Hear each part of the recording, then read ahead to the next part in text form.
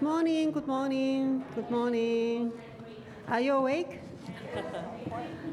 Great. All right, let's start. I think today is going to be a very special day, and I'm very happy that you have found this place because it's almost like at the end of the universe. Because COP is mainly in that part, we are in this part, but that makes this space really, really special because this space is for now and the future. And we also need to connect the past and the future. So today, we want to involve all of you to co-create and to look back and look ahead. So I'm really happy that all of you have found this space and are here. I invite you to just be here, not on your phones, not checking your emails, not thinking about something else, because we all tend to live either in the past or in the future, right? We think about yesterday, and we think about what we do after the meeting. That's a natural human tendency. But especially in this space at COP, there are so many distractions. It is important for us to be just here. So, I want to tell you a story.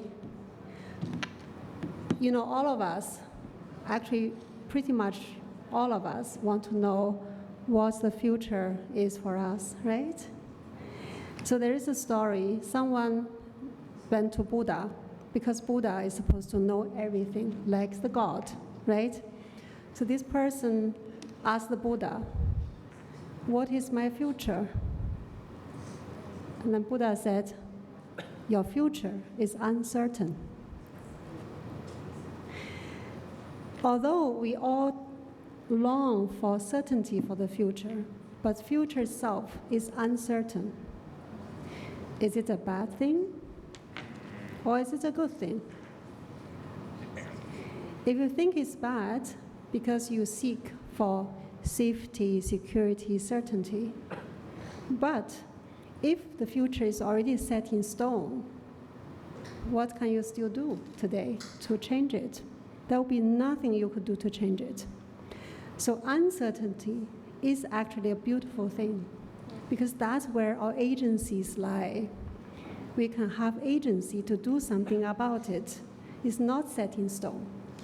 Especially today, we are already living in climate overshoot, at least temporary overshoot. And 7 of the 9 planetary boundaries have been crossed. Imagine that future is set in stone. I think we should stop working at all. But luckily, it's not set in stone.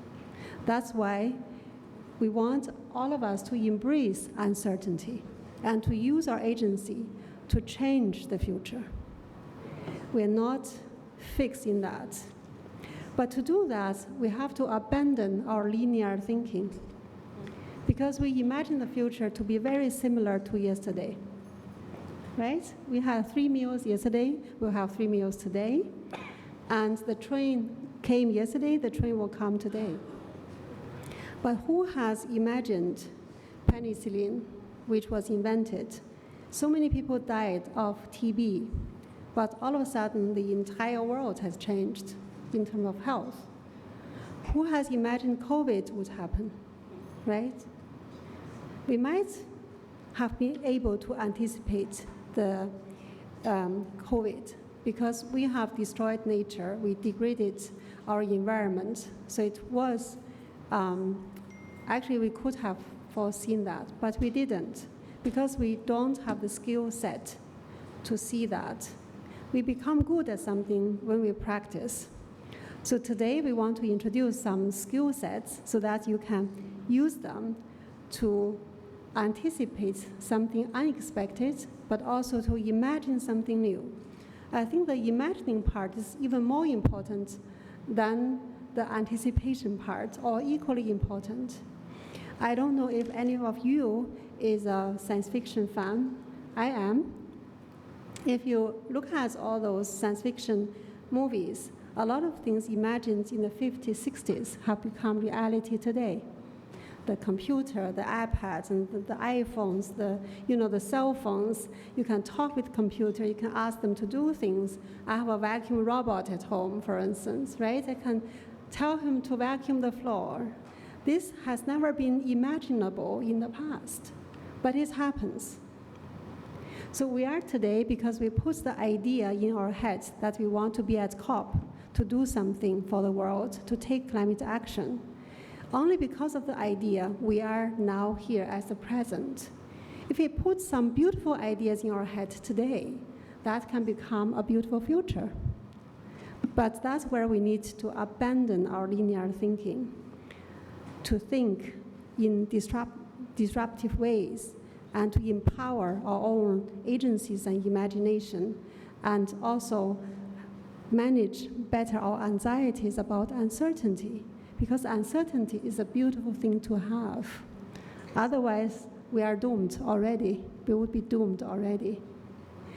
And for doing that, sometimes the future is very much anchored in the past, so we also need to look at the past. A lot of wisdom is in the past. Today we have indigenous knowledge here, and we'll use modern technology to revisit some of the wisdom of the past. That's a part we might want to carry over to the future. But there are certain things we don't want to carry over to the future. That part we need to use our imagination to create that very different future. We need to be brave and bold, experimental, and also playful. We should not just be dragged here and there. We need to take agency to be here and to imagine and to be brave and play. So that's what the Future Day is about today. I wish all of us a lot of fun, a lot of creativity, a lot of experiments, and be bold. And also to relax. We need to loosen ourselves, to really allow our imaginations to fly, not to be distracted by all these noises everywhere. So you have found the right place. Let's begin. Thank you.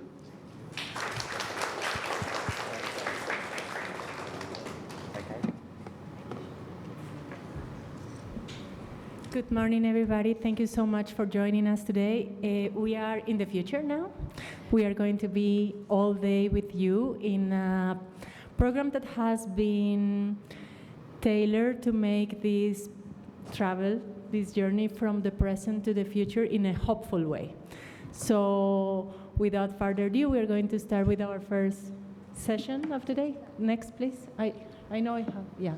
This will be our agenda. We're a little bit late for the future, but we can just move on. We're going to start with the future we imagine, knowledge sharing and open dialogues. Based on these experiences, we are going to cook the future in the next session in the CB Academy. So we're going to play, negotiate, but also imagine an alternative future. Then we are going in the afternoon to have other sessions, but most importantly, at the end of the day, we are going to have a wrap-up again with the perfect pitch and a movie night session. So you are very welcome to go back and forth to the room. We are going to be open all day, but please join us at the end of the day because it is the most meaningful part of our program. Of course, all the participation is very important, but the movies night we think is our best spot today. Okay, next please. We're going to start with our wonderful partners. You all have mic in your table. Next please. Thank you. These are the objectives of today, which we can skip. Next please. These are the tables. So when I mention your name, could you please stand up, take the mic, present yourselves? Okay, so table 1. Just raise your hand. Table 1. Thank you so much. So we have Yula and Pirata. Thank you so much for joining us today. Table 2, Imagine Land.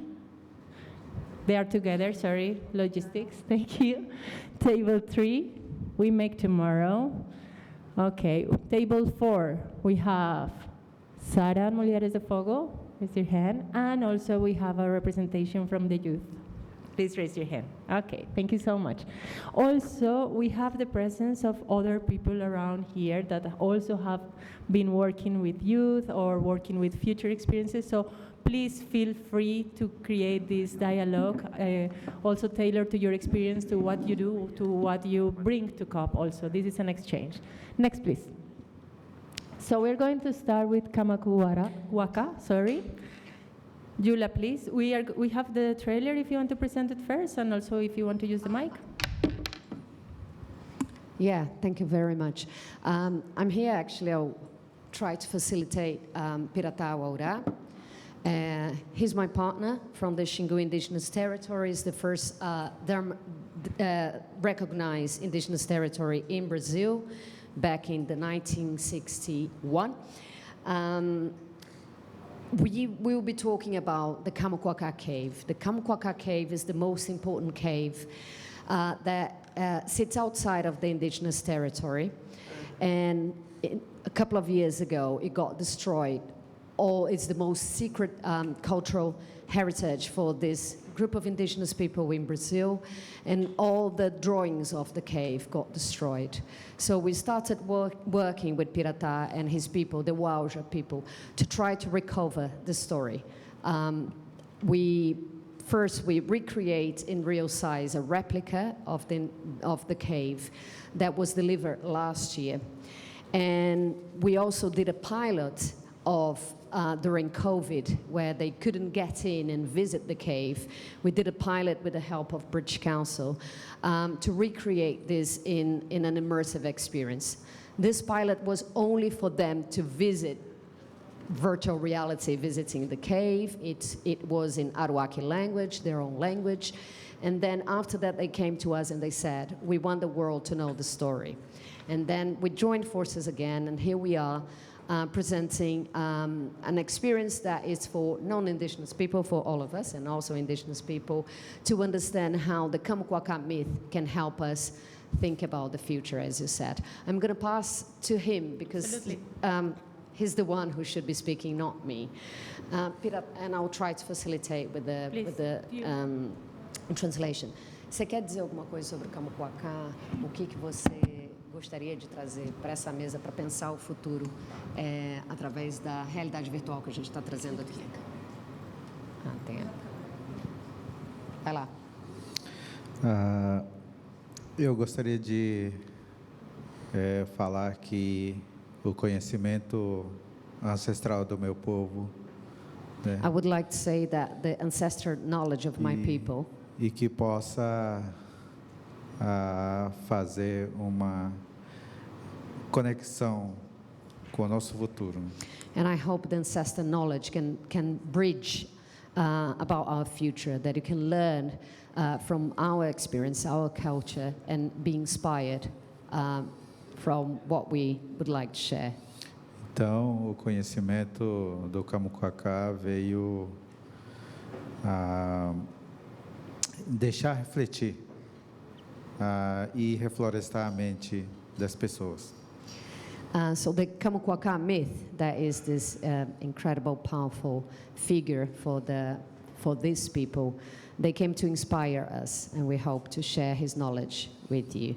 To how do you say, reflorestar, someone to help me, to plant more trees in everyone's minds. É isso que eu vim trazer para vocês conhecerem. That's what I'm here for, and you're welcome to try the experience as well. So the idea now, for those who cannot use the goggle, the handsets, we prepare a very short trailer that we could show now. Is that okay? Yeah, we are going to present it while we are in the table, so that the ones that are not seeing will see it. So we are going to move on with the introductions, but later on, while we are in this experience, we are also going to present it to facilitate the time. Okay. Thank you so much. Thank you. Thank you. So in your table is also Sean. I think is the next slide, please. A slide? I think it's Sean. Yeah. Okay. I can get started. Sorry about my voice, but It's been a long 2 weeks. A little bit about our project. So it's called Imagine Land 2040, and we worked on it with the G20 Global Land Initiative and the UNFCCC in a partnership toward COP16, which is the desert/land COP that happened in Riyadh last year. And our kind of vision for the project was to create the first AI film for the UN. And this was before VO3, it was before these like newer AI models were coming out. So we were really pioneering, both trying to be inclusive of artists, because there's lots of ethical concerns about AI film production. So taking that into consideration, as well as like we did a carbon report and everything like that as well with the G20. So just to give some background, our film will play later today at 5:15, but in terms of like the story, it's like a 6-minute short film. Our goal was to feature one girl's imagination throughout kind of time, and she connects with 3 people. So we filmed physically in Tennessee in the United States on a actually like a USDA forest fire area. So it was like burnt land, and we all went out there. We flew all these actors out, and we had the chance to really like imagine the world from this girl's perspective. And basically, she sees this like dead, rotten forest, and she redraws what the forest would look like with all of this light, and just a greater sense of what the forest could be. And her imagination is what we capture the AI to be. And our kind of goal with this was to showcase like how AI could be used for good in this instance, where we did to do this film much more involved. It would cost 90% more carbon output, so much more water, all of these things. And we were like, we can create a really captivating film, employ real people to help with the storyboarding and the script and all of those things, and still push this technology forward. And this was before you would get these beautiful vignettes, one-shot Sora videos. So we were really like sitting down and for hours and hours and hours generating. I had a team of about 40 students working on this, so it was a really intriguing project. We also made the film into a book, so I can pass this around as well at the end. But yeah, so we've continued our projects and are continuing AI films. Currently, the rest of my team is at the Dubai Film Forum. Yeah, that's a little bit about us. Would love to connect after, and would love for all of you to come see the film. Thank you so much. This film is going to be tonight in our lineup, so please remember that topic. Okay, thank you so much. We move on to the next table. We make tomorrow. Your mic.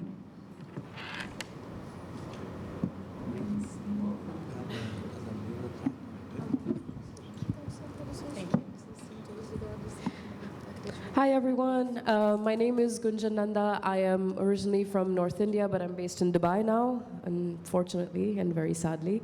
I am the co-founder of the Entertainment and Culture Pavilion, and we have a pavilion in the Blue Zone this year at COP. Some of you might see it's like a really bright pink pavilion that usually has performances, concerts, a lot of really interesting sessions and discussion formats, and usually we are the ones kind of making all the noise towards the end of the day with concerts and people singing. And that's the kind of actually the space that we wanted to create at COP, was just celebrating the power of culture, the power of art, and performances, and especially celebrating the tradition that we've really upheld over the last few generations actually. And today I'm going to be talking about We Make Tomorrow, which is also a campaign that I'm managing and coordinating.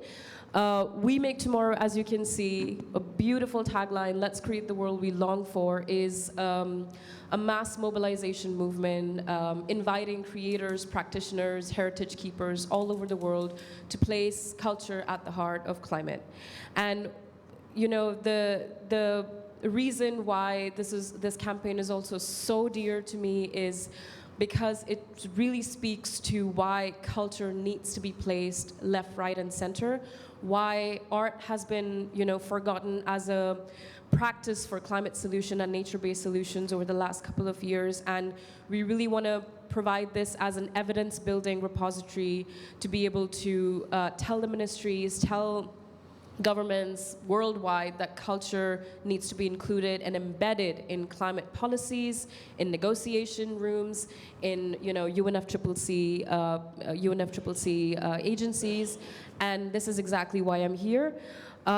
We are already close to 1 million voices, million people who are already putting culture at the heart of climate action, and this is why we are inviting you to also be a part of the global call. We have a QR code, and you can join in the movement by signing up. And today we will be doing an activity which is a postcard writing, sort of like write a postcard to your future self, and answering the prompt, how can culture create the world we long for? And how does it look and feel like to you? How did we get there? Write a message to the future, a loved one, another species, world leaders on the earth itself, and let your story shape the future. We have a beautiful installation wall at our pavilion, and literally, I think, how many people have already put up? About 50, 100 people. It's a beautiful wall that has everyone really writing letters to their future self, their past self, their kids, future generations. And we really want this to be a message that we can archive, for not just for ourselves, but for everybody else. And we want to be doing a little content filming activity. So we are archiving a lot of content from champions all across the world, artists, and we really want to showcase that culture really means something different to each one of us, whether it's, you're cooking food for your family, or nurturing, or gardening, or singing in the shower, or dancing in the rain. You're an artist of any kind. And we want to create that content in a way that we can showcase and amplify to all of our communities, our partners, our allies. And we want to be doing a couple of these just interesting activations. So if any of you are interested, feel free to join our table so we can get the conversation started. Thank you. Thank you so much, Gunjan. So as you see, we have very different and very interesting experiences, but don't worry, we are not competing in time. We can move on as long as we have the daylight. We can just continue seeing all these interactions. Next slide, please. So, Sara, what are you bringing to the table? Hi, my name is Sara. I am from Brazil. And today I'm here showing 2 experiences, both of them are virtual reality. This is the most recent one that we made especially here for COP. That is Women of Fire. That is about the Apinagé Indigenous Women Brigade that fight against fire. And they do an amazing job. And when we started thinking about creating a VR project to come here, and a partner told me, no, we should make about fire because of everything that is happening. And I started searching. And when I saw their work, I was like, okay, you have to tell the story to more people. But I'm not going to talk a lot about their work here, because I think something that you have to see by themselves, talking to that on the doc and in other materials. But I can talk about the process of that, because for us it was very interesting. It was like a very big proof of concept for that, because I'm partnering with an institute in Porto Alegre, and we are going to make a very high-tech lab for creative technologies inside a community with a person that lives there for all his life, and he still have many contacts with university and government. And what you want is to make this kind of production to teach them to people who lives in these communities. Not just this, but AI, 3D, all the creative projects that you know that they are like high-ticket project. Because when you see that, you see there's like a virtual reality, things comes close to you. But mostly of what we did there is not a very high curve when you think about people who already works with art and video and illustration. That's something that was kind of bold for us to do, because the illustrator who made the illustrations, he never did VR before. And he wanted to test if with the right guidance, someone who had never produced it for VR could make that. And you proved that, yes, he can make a very beautiful work, and he wants to teach more people to do that. And so it is a very important project for us, for me, for the Formo Institute, for my city, I think. And there is another project, it's not on the picture, that is immersive reality, that is also going to be here. There is the project that made me close to connecting my work with art and technology with climate action. For the ones who don't know, I live in Porto Alegre, and last year in May, we have like a giant flood in all the state. Like you had 95% of the cities with the flood. You had like 600,000 people who had to leave their homes because water were more than 3 meters high in places that it never had happened before. And in my city, it happened like 10 minutes from my house in the place that I use it to work. They had never had water, even on your foot, like nothing.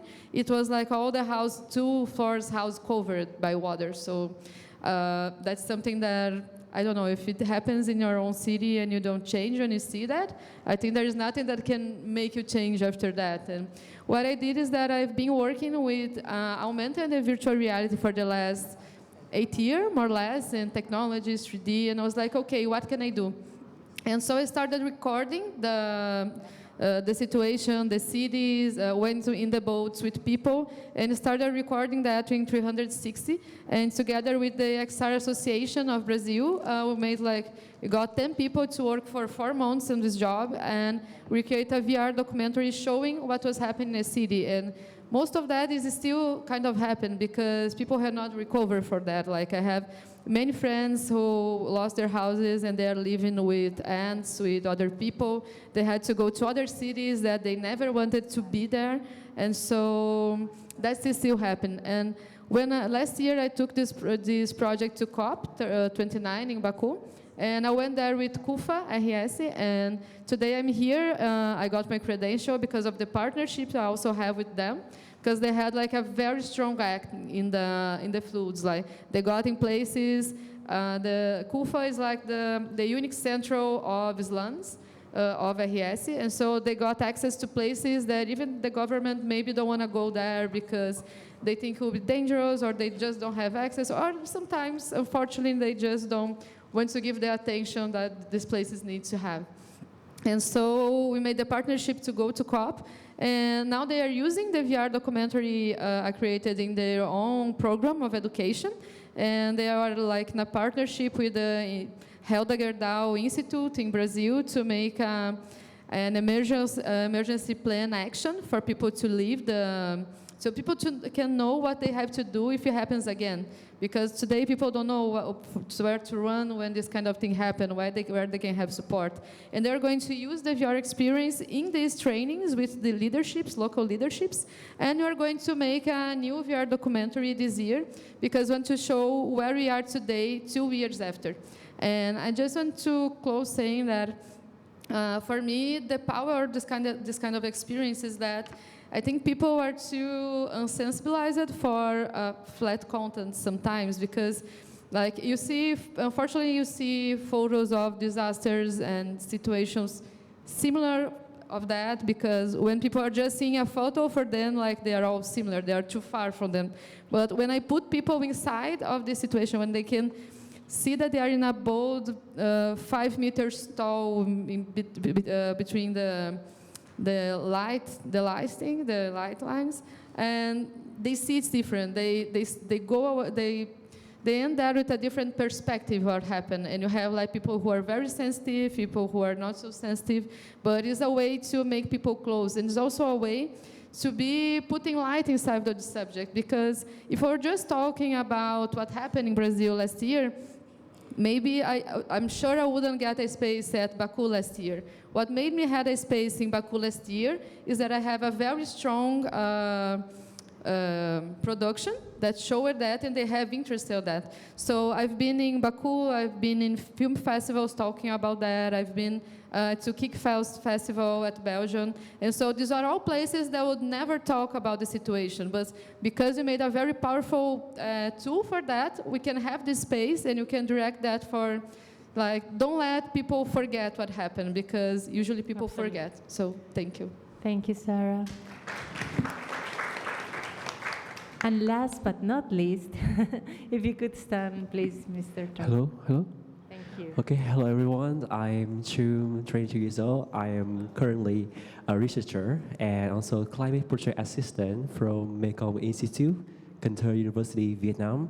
And I'm really honored to be here to bring this table some project, youth list project, specifically on youth empowerment, climate resilience, and climate change in Vietnam, in Indo-Pacific.